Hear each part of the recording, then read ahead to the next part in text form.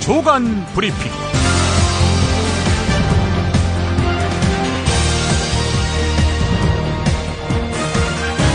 2015년 10월 12일 월요일입니다.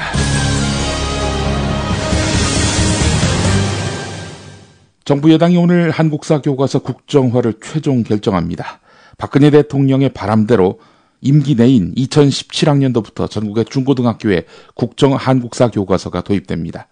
국정 교과서, 이거 태어나기도 전부터 날림 교과서가 될 운명에 처했다는 우려가 나옵니다.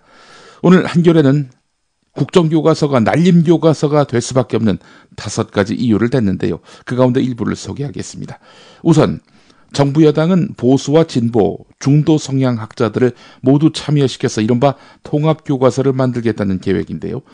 이 인식에는 기존의 검인정 교과서의 집필자들이 좌편향됐다, 이런 뜻이 담겨져 있는 거지요. 자, 어쨌든 이런 정부 여당의 입장은 말 그대로 말장난이 될 가능성이 높다는 겁니다. 국정교과서 발행에 주무를 맡게 될 국사편찬위원회 관계자가 한겨레 기자한테 이런 말을 했다고 하는군요. 국사편찬위원회에서 만들어 놓은 집필자 명단은 희망사항이고 그분들이 실제로 집필에 참여해 줄 것 같지는 않다, 이렇게 말했을 정도입니다. 하일식 연세대 사학과 교수, 이분 같은 경우 역사학회장을 지낸 분이죠. 교학사 교과서 제작 당시의 상황을 소개하면서 애초에 교학사 교과서를 진도하려던 교수가 개인 사정으로 집필을 할 수 없게 됐다면서 교학사 필자 대부분이 교과서 집필 경험이 거의 없었던 사람들이었다라고 말했습니다. 이어서 당시 교학사 교과서는 겨우 1차 검정을 통과했다. 필자들이 경험이 별로 없어서인지 최초 수정 기간 넉 달 동안 교과서를 고치지도 않더라, 이렇게 말했다는 겁니다. 이 학자 저 학자 다 빠지게 되면은 무자격자를 갖다 앉혀가지고 교과서를 쓰게 할 가능성이 높다는 건데요. 비상교육 고등학교 한국사 교과서 대표 집필자인 도면회 대전대학교 역사문화학과 교수는요, 검정 교과서 집필자들은 우리나라 최고의 전문가들인데도 교과서의 시를, 문장을 한 줄 쓰려고 논문 10편을 보기도 한다, 이렇게 말했다고 합니다. 권위를 인정받는 학자, 교사들한테도 역사적 사실에 부합한 교과서 서술 방식을 찾는 것이 그리 간단한 일이 아니라는 설명입니다. 검정교과서 같은 경우는요, 학자들의 학자적 양심에 따라서 정성을 다해서 교과서를 만드는 면도 있지만은 기본적으로 정부 검정에서 합격해야 되는 데다 채택 경쟁까지 불가피한 상황에서 적당하게 어설프게 만들 수 없는 구조라는 것이죠. 검인정 교과서 체제가 말입니다. 자, 그런데 국정교과서가 도입되면은 아무래도 정성을 덜 들여도 어차피 모든 학교에서 이걸 안 쓸 수 없게 되니까요. 따라서 밀도가 낮아질 가능성이 있다는 분석도 있습니다. 조한경 전국 역사교사 모임 회장은 검정은 불합격할 수도 있기 때문에 합격을 하기 위해서 긴장감을 가지고 만든다. 반면에 국정교과서 같은 경우 심의에서 떨어질 염려도 없고 경쟁할 다른 교과서도 없으니 필자들의 긴장감은 떨어질 수밖에 없다, 이렇게 말을 했습니다. 사실 박근혜 정부가 내놓을 국정중고등학교 한국사 교과서의 모습을 가늠해 볼 수 있는 반면교사가 교학사 교과서 말고 또 있습니다. 이번 2학기부터 초등학교 5학년 학생들이 사용하고 있는 초등학교 5학년 2학기 사회 교과서입니다. 보신각이라고 하는 것은 말 그대로 건물 이름이죠. 그런데 보신각 사진 아래 보신각 종이다, 이 보신각 자체가 종이다, 이런 식으로 설명이 딸려 있는 등 이런 초보적인 오류도 여러 건 지적이 됐다는 거지요. 조한경 회장의 말이 계속 이어집니다. 역사단체가 오류를 지적한 이후에 학교 현장에 일부 정오표, 그러니까 바로잡음, 이 표를 내려보냈지만은 학생들이 정오표까지 제대로 공부하긴 힘들다. 지금 정부가 말도 안 되는 교과서 이념 논쟁을 벌일 때가 아니라 이미 드러난 국정교과서 오류부터 해결해야 할 때라고 꼬집었습니다. 자, 오늘 국정교과서 논란 상세히 또 짚어보겠습니다. 먼저 이 시각 반드시 알아야 할 뉴스 살펴보겠습니다. 우리 혁명적 무장력이 미제가 원하는 그 어떤 형태의 전쟁에도 다 상대해 줄 수 있으며, 김정은 북한 노동당 제1비서의 말이었습니다. 열병식을 치른 북한이 지난 토요일 10만여 명을 동원해서 횃불 행진과 군사 퍼레이드를 하면서 체제 결속을 과시했습니다. 북한이 도발하지 않고 당 창건 행사를 마무리한 점은 남북 관계에 긍정적인 영향을 미칠 것이라는 평가가 나오고 있습니다. 우리 헌법 대신 민중 주권에 근거한 김일성 주체 사상을 우리 아이들에게 가르치고 있습니다. 김정은 새누리당 정책위 의장의 말이었습니다. 정부가 오늘 역사교과서 국정화 방침을 공식 발표합니다. 정부와 여당, 당위성을 강조하면서 국정화의 속도를 내고 있는데요. 이에 맞서서 야당은 황우여 부총리 해임 건의안을 내기로 하는 등 총력 저지에 나섰습니다. 전체적인 일자리가 부족한 것은 또 그렇다 치더라도 우선 취업하는 과정에서 많은 차별을 겪게 되지요. 우선 동등한 기회 자체를 가질 수가 없습니다. 아예 면접이나 서류 전형에서 아예 제껴버리게 되고요. 지난 대선 후보 때 문재인 대표 발언이었습니다. 새정치민주연합 문재인 대표는 앞으로 4년 동안 청년 일자리 71만 개를 신규로 창출하는 이른바 청년 경제 구상을 발표했습니다. 특히 앞으로 3년 동안 300명 이상의 민간 기업이 매년 정원의 3% 이상을 청년으로 고용하도록 하는 이른바 청년 고용 할당제 도입을 주장했습니다.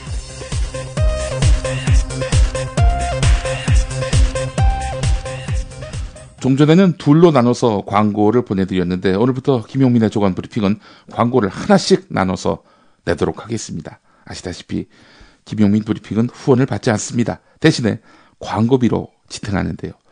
어려운 와중에도 광고를 주신 광고주님에게 도움이 되도록 많이 애청해 주시고 또 많이 구매해 주시기 바랍니다. 함께하는 광고주는 이담채 김치, 컴백홈 대리운전, 전창거래 새싹 땅콩차, 코골이 119, 좋은 사람과 플라워, 한국공경매사협회, 연지연 곰탕입니다. 직접 담가 먹는 김치가 사 먹는 김치와 다른 이유 잘 아시죠? 내 눈으로 내 손으로 골라야죠. 우리 걸로요. 한 포기 한 포기 직접 손으로 소금을 뿌려 절이는 가장 깨끗한 손으로 정성과 진심을 담아 이 김치 쥐앗으로 못 써요. 나쁜 병균 틈타지 말아야 하니까. 건강을 위해 소금은 적당히, 그러나 맛깔나게. 내 가족이 먹을 김치니까. 가족이 먹는 김치를 하나 더 만든다는 심정으로 만든 김치, 이담채 김치. 입맛 까다로운 김어준 딴지일보 총수의 한마디. 제가 이 김치의 맛을 보증합니다. 정말 맛있어요, 이 김치는. 포털 사이트 검색창에 이담채를 입력하세요. 전화주문은 1544-4586, 1544-4586. 조선일보가 국정교과서를 반대했다가 잘 되겠느냐 이러면서 슬쩍 회의적인 시각으로 바꾸더니 한다면 이렇게 하라 라면서 조언을 하고 나섰습니다.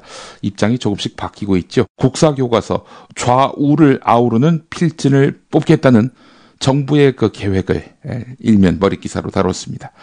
교육부가 한국사 교과서 국정화를 공식 발표하는데 지난 2003년 한국사 교과서에 검정체제가 도입된 이후 좌편향 논란이 지속됐는데 정부가 단일 교과서를 채택해서 이를 바로 잡으려 하는 것이다. 하지만 한국사 교과서 국정화 추진에 반대하는 야당 등이 강하게 반발하고 나설 것으로 예상돼서 교과서 국정화를 둘러싼 논란이 확산될 전망이다. 이렇게 기사를 실었습니다. 그러더니 좋은 국정교과서를 만들 대안을 제시합니다. 3면에서 말이죠. 정부가 필진을 공모하겠다라고 하고 있는데 공모로서는 안 된다. 최고 수준의 학자들을 삼고 초려해야 한다. 이렇게 강조합니다. 국정교과서 성패는 필진 구성에 달려있다. 조선일보가 이렇게 덧붙이고 있는데요. 1974년에 드림팀을 참고하라 이렇게 제언했습니다. 1974년에 드림팀 누가 있었느냐? 김철준 서울대 교수, 민병하 성균관대 교수, 한영우 서울대 교수, 윤병석 인하대 교수, 이런 각 분야의 최고 전문가들이 지피를 맡아서 정확하고 수준 높은 교과서를 보여줬다는 평가를 받는다라고 이렇게 조선일보가 소개하고 있는데요. 이 드림팀 구성원 가운데 한 명인 한영우 서울대 교수가 오늘 경향신문과 인터뷰를 가졌습니다. 어떤 말을 했느냐? 국정교과서 명분이나 실리 모두 취약하다. 결국 국정교과서 외면받을 것이다. 이렇게 단언했습니다. 전체주의 사회에서나 가능한 국정교과서 아니냐? 존경받는 지필진 구하지 못할 것이다. 게다가 교과서를 1년 만에 쓰라고? 졸속이 불보듯하다. 한영우 교수, 지금은 이제 서울대 명예교수고요. 초대 서울대 규장각 관장을 지낸 분입니다. 나도 국정교과서를 쓰긴 했지만 국정전환에 단호히 반대한다. 국정교과서는 이미 학계에 강한 반발을 사고 있고 국사학자들이 받아들이지 않고 있다. 국정교과서는 아무리 강제성을 띠고 보급하더라도 결과적으로 현장의 외면을 받고 힘을 잃은 교과서가 될 것이다. 이렇게 말을 했습니다. 사학자들이 말하는 국정역사 교과서는 곧 죽은 책이라는 논리에 고개를 끄덕인 셈입니다. 한영우 교수가 좌파냐? 그렇지 않습니다. 중도 성향의 역사학자로 분류되는 그런 인물입니다. 학계 분위기를 또 이렇게 전하고 있는데요. 통계로는 말할 수 없어도 절대 다수가 국정화에 반대하는 것으로 알고 있다. 당연한 거다. 역사 교과서에 융통성을 주는 것이 민주국가의 교과서에 맞는 것이다.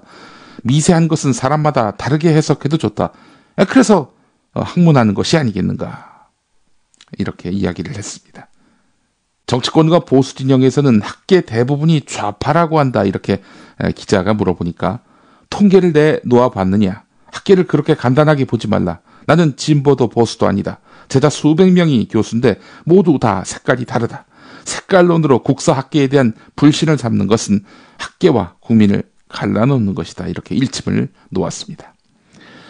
한편 검정교과서 지필진 36명 가운데 31명이 좌익이다. 이런 식으로 정부 여당이 거침없이 단정적으로 주장하고 있는데요. 이런 분류는 어떤 기준으로 한 것일까요? 세계일보 사면을 보면은 그 실상이 나와 있습니다. 한국사 교과서의 국정화 전환을 놓고 정치권이 첨예하게 대립한 가운데 검정교과서 지필진에 대한 신상털기와 짜맞추기식 성향 분류가 도를 넘어서 논란이 되고 있다. 이렇게 시작하는 기사입니다. 새누리당 서용교 의원이 좌편향 지필진, 제멋대로 분류를 한 주인공이군요. 실제로 A 교사 같은 경우 진보 성향 인터넷 매체인 오마이뉴스의 시민기자로 활동했다는 이유로 좌편향 지필제로 분류됐다고 합니다. 여기에다 참여정부 때 국가보안법 폐지를 촉구하는 선언에 이름을 올린 경우까지도 포함됐다고 하는데 말이죠. 게다가 특정 대학 출신의 동문끼리 교과서를 만들어 편향됐다. 이런 주장까지 했는데 아니 특정 대학 출신의 동문들이 모두 다 성향이 일치한단 말입니까? 말도 안 되는 얘기를 하고 있어요. 그 특정 대학 출신 동문이 뭐냐? 서울대학교 국사학과를 말하는 겁니다. 근데 서용교 의원 역시 서울대학교 국사학과 출신입니다. 인권연대 오창익 사무총장이 한 말이 있습니다. 공인인 경우에도 신상에 대해서 알고자 한다면 직무 연관성을 따지는데 고위공직자도 아닌 민간인 지필자의 출신 학교와 학번, 과거 참여한 서명운동 사례까지 찾아내서 지상중계하는 것은 이건 신상털기나 다름없다라고 지적했습니다. 이런 식으로 지필자들 다수가 특정 정치 성향에 경도됐다라는 마타도를 정부 여당이 퍼뜨리니까 여기에 자극받았던 모양입니다. 지필자협의회 53명 회원 전원이 공동 성명을 냈습니다. 관련 기사가 한겨레 사면에 실렸는데요. 아니, 우리가 검정교과서를 그렇게 썼다 치더라도 이걸 통과시킨 주체가 누구냐? 교육부 아니냐? 교육부 통과 없이 과연 이 교과서가 학생들 책상 위로 올라갈 수 있단 말인가? 라면서 편향을 비난하는 것은 모순이다. 자기 얼굴에 침 뱉기다. 이렇게 반박했습니다.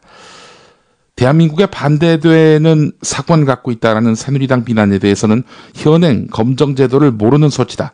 국가 정통성을 부정하는 내용이 과연 있었는가? 제대로 짚어보라. 이렇게 반박을 했습니다. 지필자들은 교과서는 일반 서적처럼 저자가 마음대로 쓸 수 있는 책이 아니다. 국가가 정한 교육과정과 지필기준이라는 틀 안에서 검정에 통과해야 하는 책이다. 라고 강조했는데요. 교과서 검정 합격의 결정적인 기준은 교육부의 초중등학교 교과용 도서 편찬상의 유의점 및 검정 기준. 이게 이제 2011년 8월에 고시된 건데요. 여기에 충족하느냐인데 공통 검정 기준 첫째 조항이 대한민국 임시정부의 법통을 계승한 대한민국의 정통성을 부정하거나 왜곡, 비방한 것이 있는가? 이건데 정부 여당 쪽 주장처럼 대한민국의 정통성을 부정하는 내용이 원천적으로 봉쇄되어 있다는 겁니다. 두산동아 교과서 필자인 왕현종 연세대 교수는 헌법 정신과 일치하는가, 교육의 중립성을 지키는가, 지적재산권을 존중하는가라는 공통검정 기준을 통과한 교과서가 지금 정부 여당이 공격하고 있는 교과서다. 자의적으로 편향됐다라고 주장하면서 집필자들의 명예를 훼손하고 있다라고 반박을 했습니다.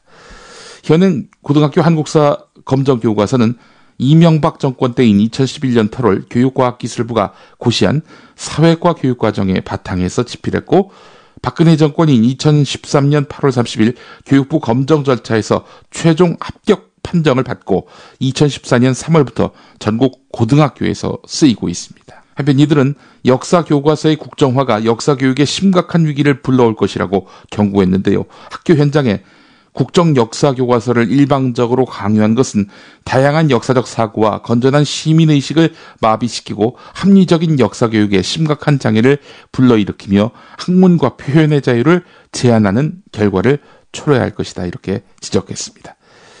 이런 얘기를 한들 국정화 방침 정해놓고 밀어붙일 계획만 세워놓고 있는 정부 여당이 눈 하나 깜짝할지 의문입니다. 지금 정부 여당도 사실은 청와대의 강력한 추진력에 끌려가고 있는 양상인데요. 지금 정부 여당이 할 수 있는 일은 네이밍 정도입니다. 근데 통일된 것도 아닙니다. 오늘 동아일보 3면을 보면은 당정이 역사교과서 국정화 방안을 정하면서 국정화라는 용어 대신 사용할 네이밍에 공을 많이 들였다는 겁니다. 국정화라는 단어가 이 법정 용어이긴 하지만 과거로 회귀한다는 부정적 여론이 높은 만큼 이를 누그러뜨릴 포장이 필요하다, 이렇게 정부 여당이 판단했다는 것이죠. 그래서 국민들이 이해하기 쉬운 국정교과서가 아닌 균형교과서라고 이름을 쓰기로 했다는 겁니다. 자, 그런데 말이죠. 중앙일보에 소개된 네이밍은 또 다릅니다.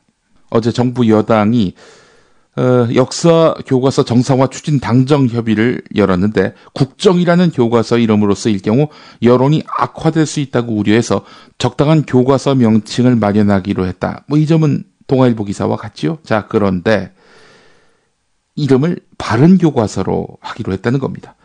동아일보는 균형 교과서, 중앙일보는 바른 교과서. 애초에는 또 국정교과서라는 말 대신에 통합교과서로 하기로 했었는데, 이 통합교과서도 마땅치 않아서 이제는 균형교과서, 바른교과서로 또 바꿔서 부를 모양입니다. 이 얼마나 졸속으로 추진되고 있는지를 보여주는 단면 아니겠습니까? 동아일보 오늘 사설을 통해 또 김순덕 칼럼을 통해서 진심을 토로합니다. 정부 여당 국정교과서 후폭풍 감당할 자신 있는가? 사설 제목이 이러한데요. 한국일보 일면에서 언급된 대로 최근에 이런 국정교과서 논란은 결국 역사전쟁으로 번질 수밖에 없다. 이렇게 보고 있는 것이죠. 총선을 앞두고 이런 역사전쟁의 파장, 이 뒷감당할 자신이 있느냐라고 보수 언론이 정부 여당에게 묻고 있는 것입니다. 한마디로 이야기해서 보수 언론도 정부 여당이 믿업지 못하다, 이런 얘기입니다. 최근에 경과가 청와대의 어떤 강력한 추진력에 의해서 조성되고 있는 국정교과서 논란, 이 결과와 후폭풍이 여러 가지로 염려된다, 이런 이야기 아니겠습니까? 동아일보 사설 일부 내용 소개하겠습니다. 국정화가 발표되면 여야는 사생결단식 역사전쟁에 나설 것이 뻔하다.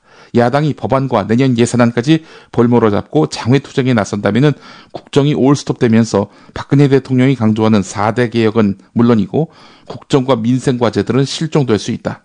여야 모두에게 좋을 것이 없다. 학계와 시민단체 등 진보와 보수 세력 간의 성명전, 시위전도 치열할 것이고 국민도 찬반으로 갈려서 반목할 것이다. 정부와 여당은 이런 후폭풍을 감당할 자신이 있는가? 여의도 연구원은 2년 전 정책보고서를 통해서 국정화보다는 거민정제를 법적, 제도적으로 강화하는 것이 바람직하다고 밝힌 바 있다. 당의 싱크탱크까지 반대 의견을 냈는데 정부 여당이 국정화를 밀어붙이는 까닭이 궁금하다. 이거 궁금합니까? 청와대가 하자고 하니까 지금 가는 거 아니에요. 뭐가 궁금합니까? 사설 나머지 부분 또 소개합니다. 역사 교과서가 왜 극한적인 정쟁의 대상이 돼야 하는가? 마지막까지 충돌을 피할 길은 없는지 살펴봐야 한다. 이런 내용이었습니다. 광고 듣고 뉴스의 재구성 듣고 다시 오겠습니다.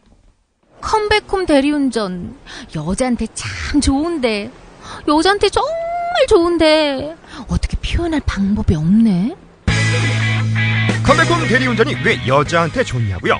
대리기사님을 전화가 아니라 스마트폰 앱으로 호출합니다. 대리기사님의 사진과 평가, 체험 후기를 보시고 선택합니다. 그리고 모든 결제를 현금이 아닌 스마트폰에서 간편히 끝냅니다. 컴백홈 대리운전 왜 이제 나왔니? 묻지도 따지지도 않는 대리운전, 이제 컴백홈으로 바꾸자. 구글 플레이 앱스토어에서 컴백홈 대리운전을 입력하세요. 신규 고객 전용 쿠폰 번호 1818 입력하시면 기본 10,000원에 쿠폰 10,000원을 더해서 2장의 쿠폰을 선물로 드립니다. 컴백홈 대리운전, 하하, 남자한테도 좋은데 정말 좋은데.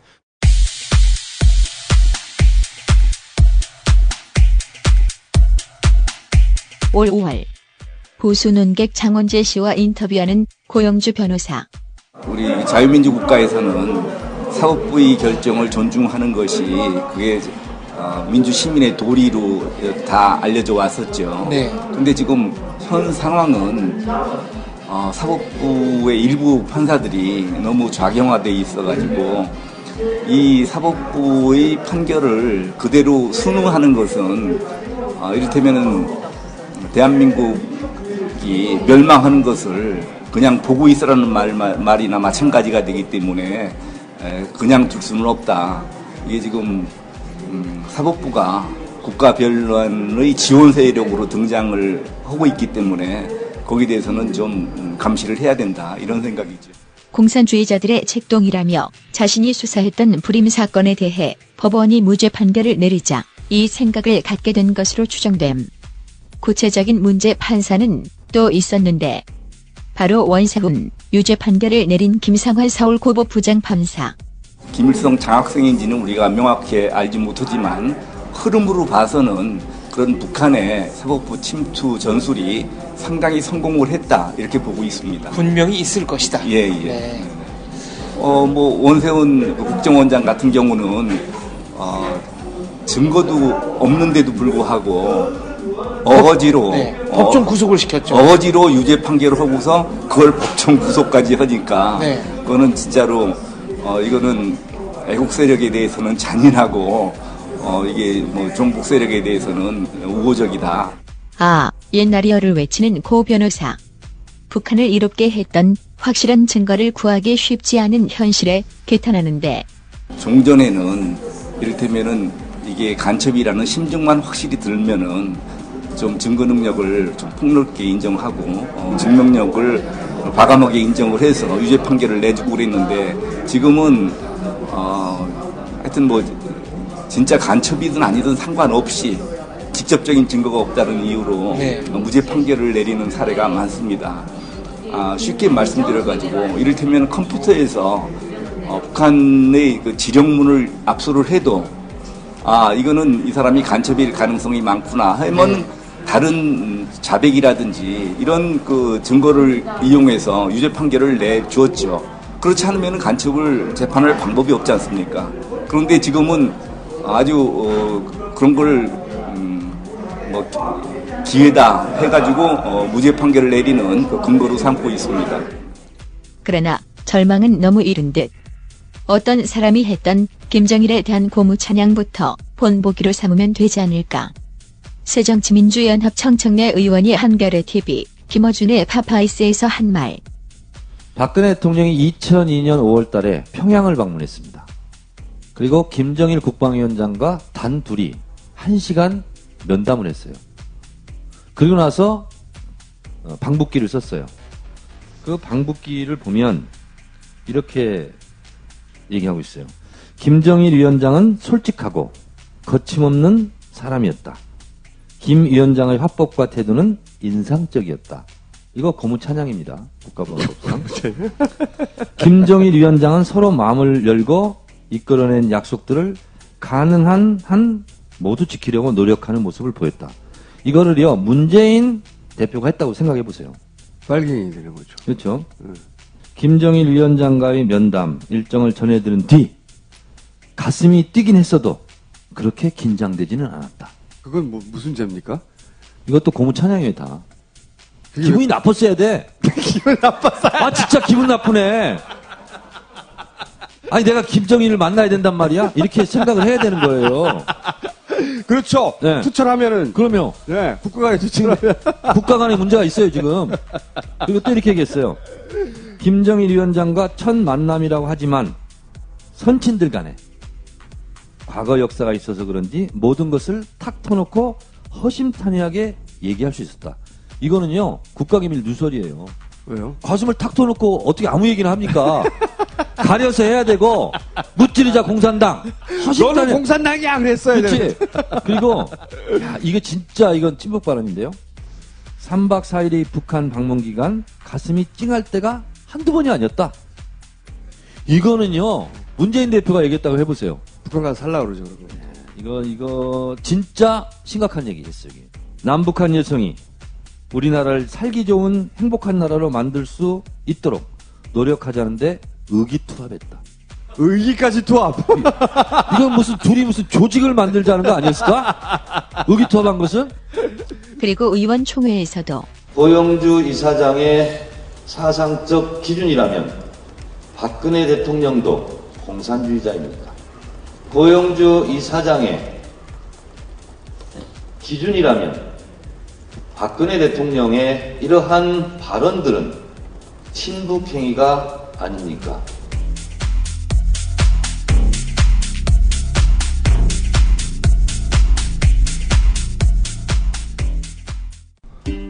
어나더타임 508을 진행하는 전창걸입니다.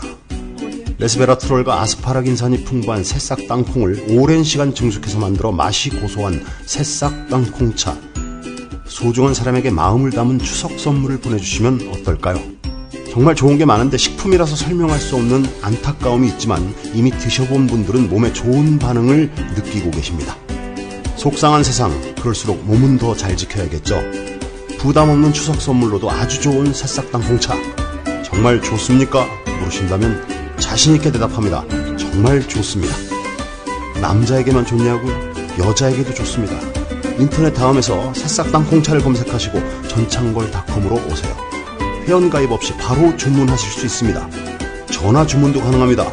070-8635-1288, 070-8635-1288입니다. 김용민이 전해드리는 조간 브리핑. 이른 아침 조간신문 핵심 기사를 훑어보는 시간, 김용민의 조간 브리핑. 월요일부터 토요일까지 매일 오전 7시대에 업데이트됩니다. 뉴스뿐 아니라 그 안에 숨은 맥락도 짚어드립니다.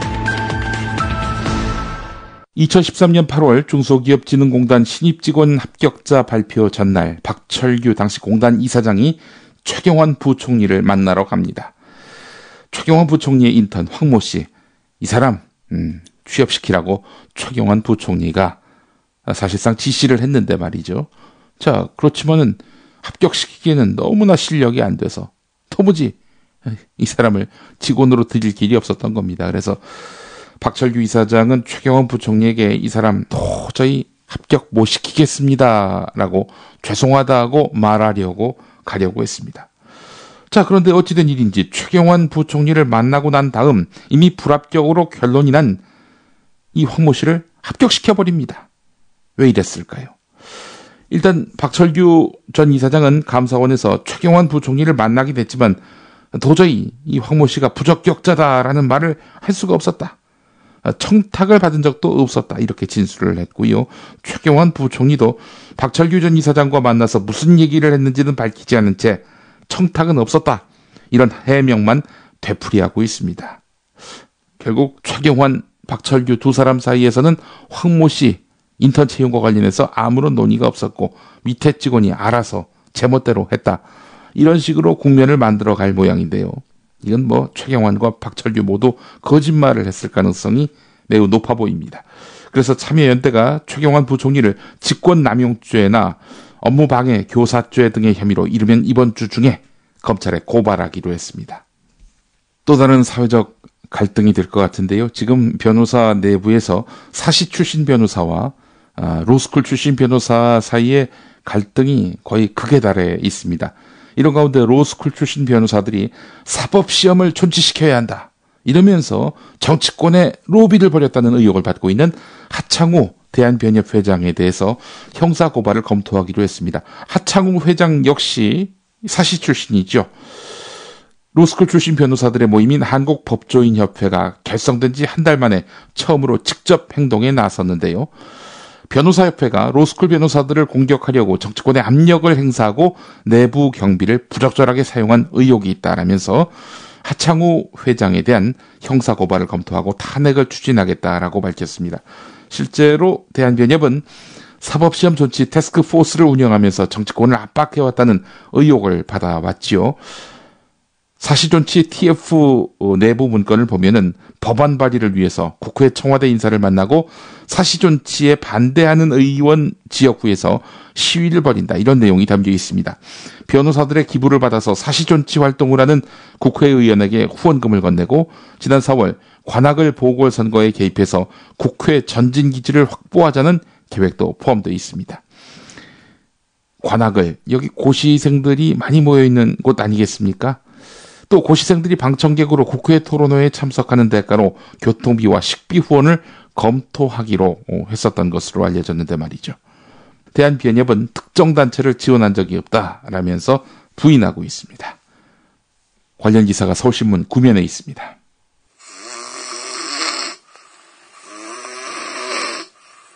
큰일 났네요. 큰일 났어요. 다른 사람에게 폐 끼치는 건 둘째치고 본인의 수면 건강이 무엇보다 걱정됩니다. 한 방을 써야 하는 부부와 연인, 군입대나 기숙사 입사를 앞둔 청년, 코수술, 비싼 양압기 구입, 이젠 안 하셔도 됩니다. 간편하고도 반영구적인 코골이 방지기구 24,000원이면 됩니다. 심한 코골이와 수면 무호 걱정 마세요.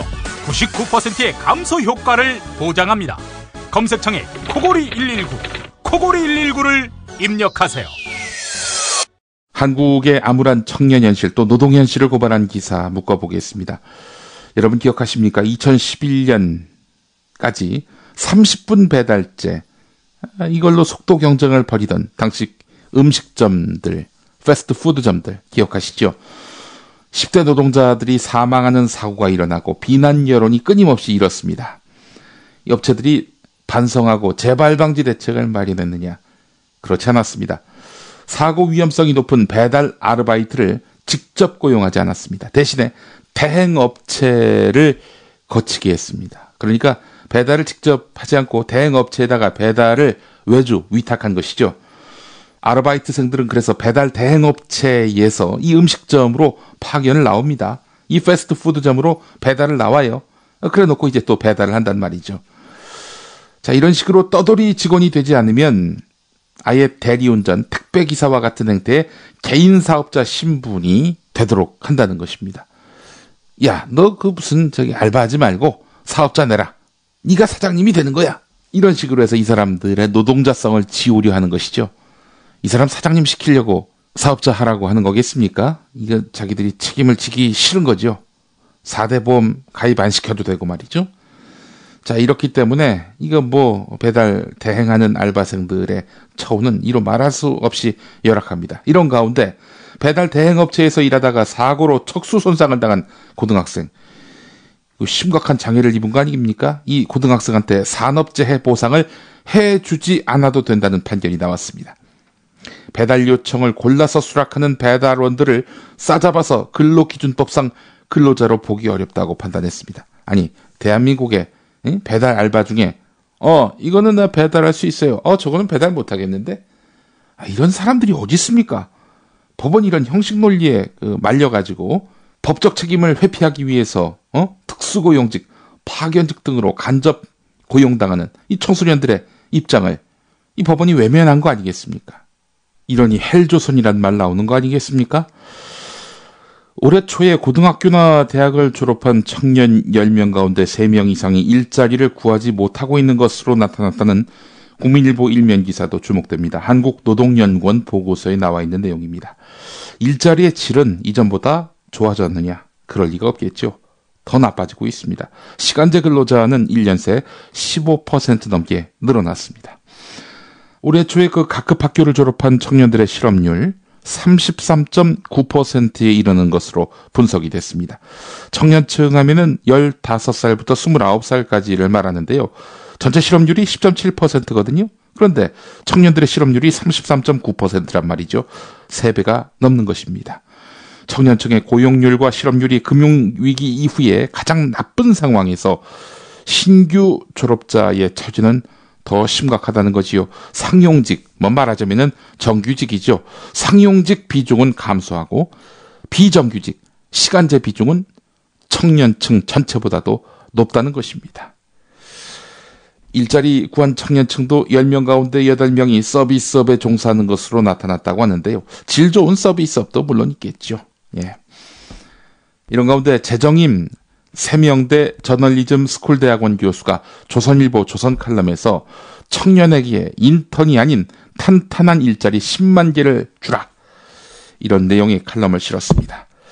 통계청이 집계한 올 상반기 20대 실업자 수는 41만 명, 청년 공동행동 등 관련 단체가 추정하는 실질 실업자 수는 120만 명이다. 정부는 임금 피크제 도입과 비정규직 기간 연장 등으로 노동 유연성을 높이면 이들의 취업이 늘어날 거라고 하지만 실제로는 질 낮은 일자리, 이것만 비중이 커질 가능성이 높다. 젊은이들이 바라는 정규직에 준하는 좋은 일자리를 늘리려면 기업에 읍소하거나 노동자의 희생을 요구하는 대신 정부가 할 수 있는 부분에서 과감하게 물꼬를 터줄 필요가 있다. 주변을 살펴보자 사회적으로 꼭 필요한 서비스인데 사람을 적게 쓰고 변변한 대우를 해주지 않아서 이용자까지 피해를 입는 분야가 많다. 맞벌이 부부들의 최대 고민인 보육이 대표적이다. 교사 처우가 비교적 안정된 국공립은 전체 어린이집의 5에서 6%에 불과하고 대다수 민간시설 교사들의 경우 최저임금을 겨우 웃도는 보수에 하루 10시간 이상 혹사당하기 일수다. 아이들의 첫 선생님이 받는 열악한 대접은 아동학대, 안전사고로 이어져서 부모들을 전전긍긍하게 만든다. 국공립시설을 대폭 늘리고 민간 보육교사의 고용확대와 처우 개선을 제대로 지원한다면 좋은 일자리가 늘고 애 키우는 걱정을 줄여서 저출산 개선에도 도움이 될 것이다. 경무와 스트레스로 사회복지공무원의 자살까지 잇따랐던 일선복지관서, 불안정한 신분의 기간제 교사가 급증한 초중고등학교, 시설과 인력 부족으로 재구시를 못하는 공공의료, 비정규직 연구원과 저임금 강사가 수두룩한 국책연구기관과 대학들, 이런 영역에서 사람을 충분히 뽑고 처우를 좋게 하면 청년이 환호하는 일자리를 늘리면서 공공서비스의 질을 높일 수 있다. 정부가 충원계획을 밝힌 어린이집 대체교사, 시간선택 공무원 등과는 수준이 다른 탄탄한 일자리를 적어도 10만 개 이상 만들 수 있을 것으로 생각한다. 이렇게 이야기했습니다. 질 나쁜 일자리에 휘말리는 청년, 이 청년층의 고충을 헤아려 줄 아는 정책적, 정치적 결단이 필요한 때입니다. 그래서일까요? 한겨레 6면을 보면은 문재인 새정치민주연합 대표가 청년경제 활성화 구상을 발표했는데 말이죠. 총선에서 승리해서 4년 동안 청년 일자리 72여만 개를 창출하겠다. 이런 입장을 밝혔습니다. 공공부문도 상당 부분 늘리겠다. 이게 바로 문재인 대표의 비전인데요. 경찰, 소방, 복지 분야에 34만 명의 일자리를 확보하고 민간 기업을 상대로 해서 고용을 의무화함으로써 25만 명의 일자리를 확보하고 또 노동시간 단축으로 11만 명의 일자리를 확보하고, 이거는 인턴 비정규직이 아닌 실질적인 일자리로 70만 개를 말하는 것이다. 문재인 대표가 힘주어 이야기를 했습니다. 언론들은 이 내용을 짤막하게 보도하거나 안철수 전 대표의 딴지 걸기와 묶어서 보도하거나 이렇습니다. 신종 직업이면서 우리 사회의 필수적인 직업군이 된 두 직업이 있죠. 대리기사와 퀵서비스 기사입니다. 열악한 그분들의 일상을 국민일보가 11면에서 짚었습니다. 대리운전 기사들 밤 10시부터 다음날 새벽 2시 사이에 서너 번 대리운전을 해야 합니다. 새벽 3시 이후에는 호출이 거의 없다고 하는군요. 이때부터 대중교통이 운행을 시작하는 시간까지 또 지루한 기다림이 시작됩니다. 현금 자동 입출금기가 설치된 건물이나 편의점을 찾아서 추위를 피할 수밖에 없는데요. 여름엔 또 모기와 또 싸움을 벌여야 합니다. 근데 그나마 빌딩이 있는 도심이면 좋은데 주택가에 들어선 다음에는 기다릴 곳조차 마땅치가 않습니다.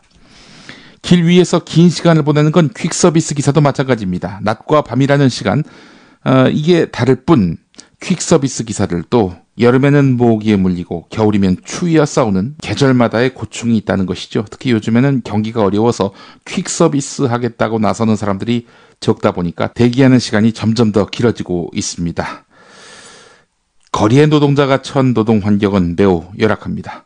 우울증, 수면장애 같은 건강 위험에 노출되기도 하고요. 56%가 최근 3년 동안에 교통사고를 경험하기도 했다고 합니다. 그래서 서울시는 이분들을 위한 24시간 쉼터를 연내에 시범 운영하겠다 이렇게 밝혔는데요. 예, 곳곳에다 세워야 되겠네요. 24시간 쉼터. 여보, 좋은 꽃 배달 추천 좀 해봐. 회사에서 보내려고? 그럼 좋은 사람과 플라워지. 화환이나 조화가 7만 원도 안 돼. 결제도 적립금으로 가능하다고. 오, 그래? 근데 화환이나 조화 말고 이벤트를 위한 건데. 그거 역시 좋은 사람과 플라워. 꽃하고 케이크하고 샴페인하고 다 해서 10만 원도 안 된다고. 가격도 중요하지만 빨리 배달해야 돼. 그거 역시 좋은 사람과 플라워지. 전국 어디든 3시간 내에 배송이 된다고. 근데 누구한테 보내려고? 누구긴 누구야. 좋은 사람. 바로 당신한테 보내는 플라워지. 사랑해, 여보. 나? 가격, 배송, 느낌까지 좋은 사랑과 플라워는 감동까지 실어 꽃을 배달합니다. 1566-0263 기억해두세요. 1566-0263. 지난해 국민들의 공분을 자아냈던 육군 28사단 윤모일병 폭행 사건의 주범 이모 병장이 군 교도소에서도 동료 수감병사들에게 폭행과 가혹 행위를 일삼다가 적발된 것으로 알려졌습니다. 이모 병장이 국군 교도소 수감 생활 중에 동료 수감자 3명에게 폭행과 가혹 행위를 저지른 혐의로 군 검찰의 수사를 받고 있다고 하는데 말이죠.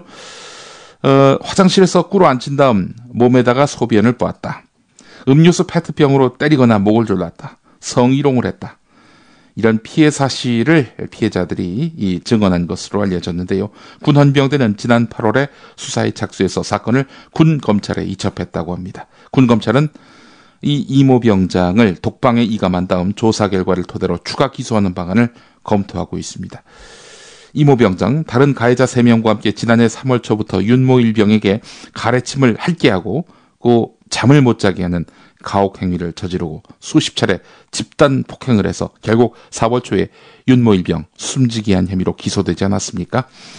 살인죄가 적용돼서 징역 35년을 선고받고 현재 국군 교도소에서 복역 중입니다. 35년. 지금 현재 2심까지 온 건데요.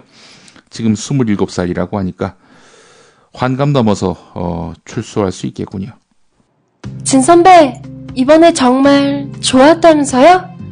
완전 부럽다. 미니도 하고 싶어요. 귀여운 우리 미니. 좋았지. 어디 한 번 더? 한 번 더? 대체 뭐가? 뭐긴 경매 투자 얘기지. 자, 주머니에 손을 넣고 꺼내봐. 스마트폰에 도기안의 경매왕을 검색해봐. 이걸 들으면 나도 경매왕이 될 수 있어? 물론이지. 기초부터 실전까지 모두 배울 수 있어. 그럼 우리도 도전해볼까? 그래, 도기안의 경매왕. 도기안의 경매왕은 대한공경매사협회가 운영합니다. covid.co.kr 02888-5704. 그 밖의 소식 간단하게 정리해보겠습니다. 동아일보 1면입니다. 한국 정부가 해외에서 암호 장비를 도난당한 채 1년이 지나도록 못 찾고 있는 것으로 확인됐다는 내용입니다. 특히 4개월이 지나도록 도난당한 사실 자체를 몰랐던 것으로 나타나서 그 사이에 정부의 암호 체계와 관련한 비밀 사항들이 새나간 것 아니냐 이런 우려가 커지고 있습니다. 한국일보 12면 보겠습니다. 카카오가 수사기관의 모바일 메신저 카카오톡에 대한 통신 제한 조치, 즉 감청 협조를 제기하면서 대화 참여자들의 사생활 보호를 위해서 익명 조치를 하겠다 이렇게 밝혔죠. 문제가 되는 사람, 수사기관이 콕 찍은 그 사람 말고는 나머지 사람들의 경우 대화명 이거를 뿌옇게 처리하겠다 이렇게 이야기했는데 말이죠. 익명 처리되더라도 대화 내용을 따져보면 당사자들의 신원 고스란히 노출될 수밖에 없는 거 아니겠습니까? 익명성이 전혀 지켜지지 않는다는 것이죠. 그래서 IT와 법 전문가들 이거 심각한 문제다 라고 지적하고 있습니다. 자, 이런 가운데 한국일보 28면 보니까 말이죠.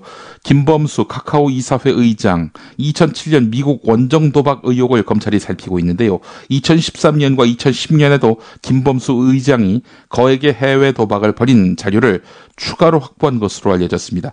도박죄의 공소시효가 5년이거든요. 5년이 남아있기 때문에 검찰이 김범수 의장에 대한 수사를 진행할지 주목됩니다.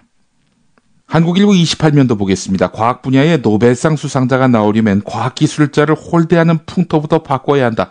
이런 지적이 계속되고 있죠. 직원 2명이 발명한 LTE 기술로 66억 원대의 이득을 얻은 대기업 한 명에게만 1%인 6,300만 원을 지급한 것으로 나타났습니다. 그래서 나머지 한 명이 내가 단독으로 발명한 것이다 이렇게 소송을 냈는데 말이죠. 법원이 2억 원을 보상하라 이렇게 판결을 내렸다고 합니다. 대기업조차도 과학기술자들을 홀대하는 현실이 법원 판결로 드러나게 된 것이죠. 이러다 보니까 올해 일본과 중국은 노벨상 수상자를 냈지만 우리나라는 또 제로를 기록한 것입니다. 6살 하늘이 밥을 잘 안 먹어요. 엄마, 나 이거 맛이 없어요. 그만 먹을래요. 엄마의 걱정은 점점 더해가는데요.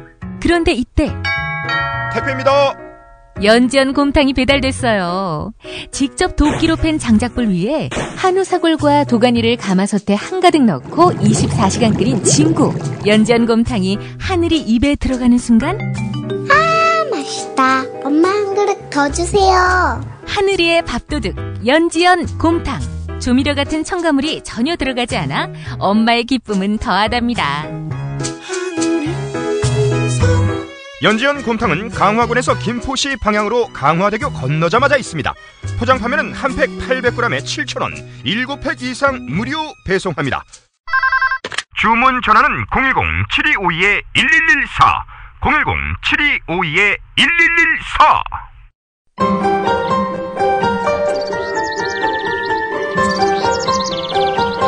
오늘의 날씨. 네, 오늘 낮부터 점차 맑아지겠습니다. 전국이 대체로 흐리다가 중국 상하이 부근에 위치한 고기압의 영향을 받아서 점차 맑아질 것이다. 이렇게 예보를 했습니다. 낮 최고 기온 17도에서 21도로 어제보다 조금 높겠습니다. 김용민의 조간브리핑, 오늘 한겨레 정세현 칼럼 일부 내용을 소개하면서 마무리하려고 합니다. 북한은 왜 아직까지 붕괴하지 않는가? 아직도 탈북자가 나오는 실제 상황, 고모부도 총살하는 무자비한 정치 상황만 보면은 북한 붕괴 요인은 분명히 있다. 그러나 한 체제는 붕괴 요인과 함께 유지 요인도 갖고 있다. 마치 사람 몸의 발병 요인과 함께 면역력 등 예방 요인도 있듯이 말이다.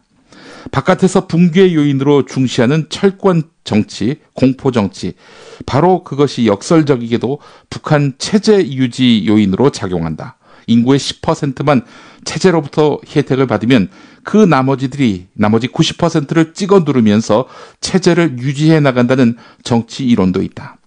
북한은 인구 2,500만 중에 300만 노동당원과 115만 군대를 통해서 요례 없는 통제 사회를 유지하고 있다. 이런 상황에서 누가 감히 반체제를 꿈꾸고 세력을 조직할 수 있겠는가? 이런 현상은 북한 패러독스라고 할 수 있다. 이런 내용입니다. 남한 정권도 말이죠. 소득 상위 10%에게 이로운 정책과 또 이념 노선을 구축하면은 영구 집권이 가능하다. 이렇게 생각하고 있는 정치 세력이 있는 것 같습니다. 예. 남과 북의 체제 유지 방법은 동일한 것 같습니다. 네, 국민TV 이 조합원 가입 여러분 많이 해주시기 바랍니다. 신규 가입, 재가입, 그리고 가입하신 다음에 조합비 납입 월 11,000원입니다. 공정언론의 토대를 만드는 이 귀한 일에 여러분의 동참을 다시 한번 호소합니다. 석간브리핑에서 뵙겠습니다.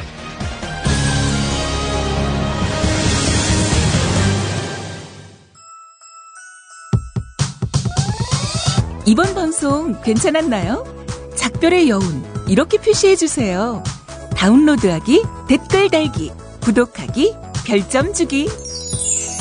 더 좋은 방송 만들어달라는 약속 이렇게 응원해주세요.